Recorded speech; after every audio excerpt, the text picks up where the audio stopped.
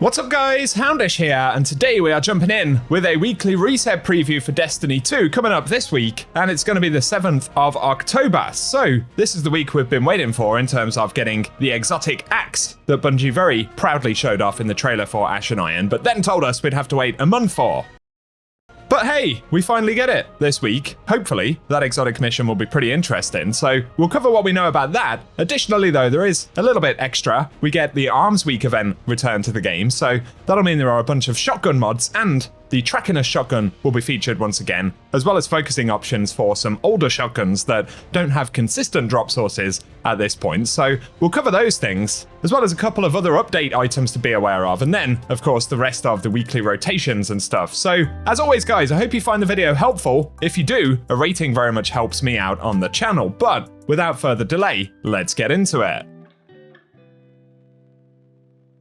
And so starting right here in the game, this week we are going to see the return of Arms Week as advertised in the portal. I guess these pop-ups are one of the nice components about the portal, kind of knowing something that's coming up, but that's about all the info we get outside of the TWID. Bungie did say though, Ada 1's been iterating on new shotgun volatile weapon mods, as well as an update to the trackiness shotgun. So in terms of trackiness, I think it has the same perks, but there are slightly different skins for the Ash and Iron variant of the weapon. We'll be able to farm it pretty effectively though, with Arms Week coming up, and I guess one of the good things is that we don't really have to put a ton of attention into the Arms Week stuff specifically. It's basically just complete the opening quests, equip the mods, play the game, and we'll get some additional rewards. So if you want to chase down a roll on this particular shotgun or any of the older shotguns, you can see the icons for them right there. There is a focusing option, much like what we saw with the hand cannon options that we had in the first Arms Week event. Otherwise, that pretty much sums up the Arms Week component. I guess it's a little bit extra on top.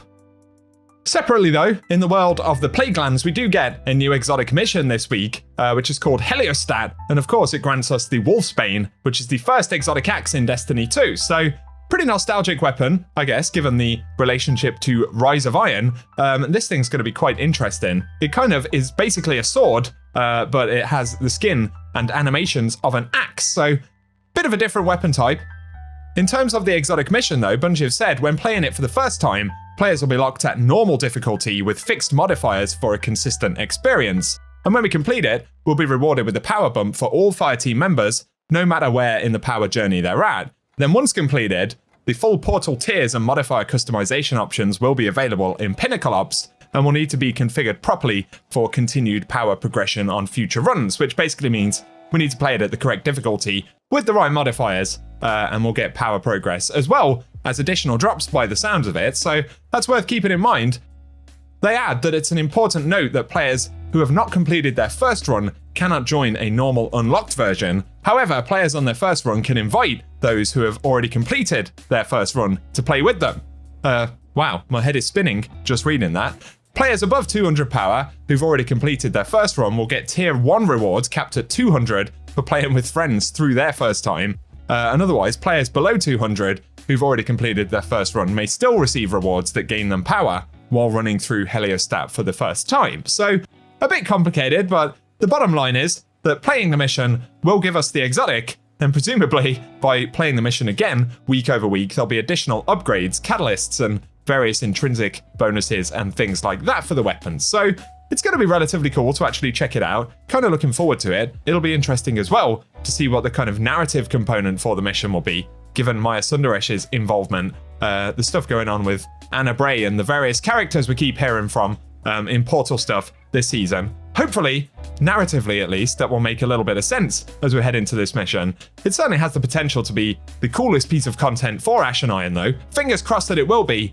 And I'll keep you posted with it once we get to it on Tuesday. So let us know if you'll be diving into that in the comment section. Outside of that though, as always, we get some seasonal challenges for the week. So firstly, there is Last Rites to deal ability final blows in portal activities, and we earn bonus progress by defeating or dealing final blows, to opposing guardians. There's also Instrumented Performance to get final blows with special ammo in Crucible or Vanguard activities, and we earn bonus progress for shotgun or grenade launcher final blows. That'll be easy enough with the Arms Week stuff. Otherwise, there is Mean and Green to get final blows with strand weapons or abilities in the Crucible, Cosmic Churn to defeat Guardians in Crucible, and there's bonus progress granted for defeating opposing Guardians with Arc, Strand, or Void ability final blows. Then we have close range calibration to get kills with close range weapons, so sidearms, SMGs, shotguns, glaives, and swords. And there's bonus progress once again for defeating Guardians. So those are the challenges for the week, which if you're playing the other content this week, should pretty much just complete themselves as we play through it. Otherwise, in the Crucible, we will once again see the return of Trials on Friday, so enjoy that if you're going to dive back in. As always, though, we'll get the refresh on Kepler as well, so new weekly missions featured. I was completing these week over week until I got to 450 power. At that point, it's more efficient to farm things like the Sieve, if it's up, if you want tier 5 gear, as you can see right there. There's also the Loot Cave you can get to.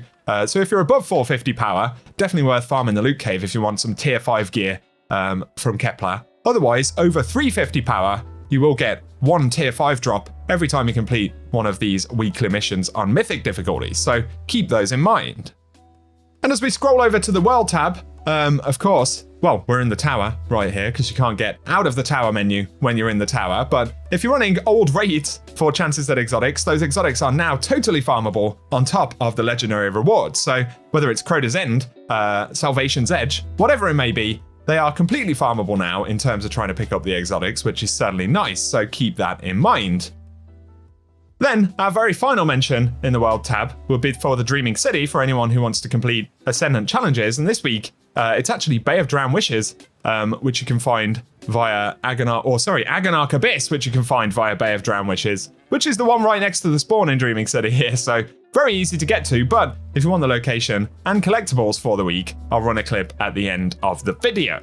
Otherwise, guys, for the moment, that is what we have to round up today. So, as always, I hope you found this one helpful. If you have, a rating below very much helps us out on the channel.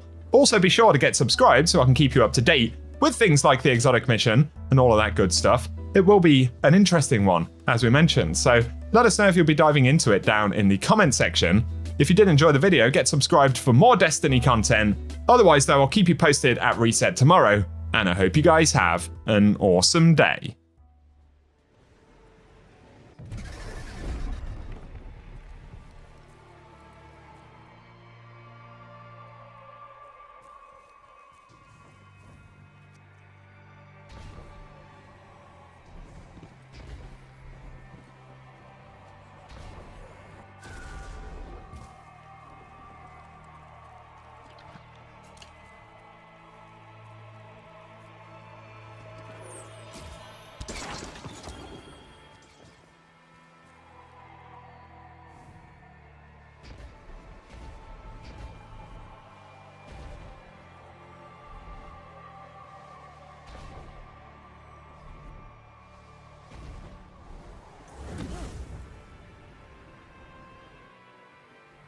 The current. You're so deep into the well.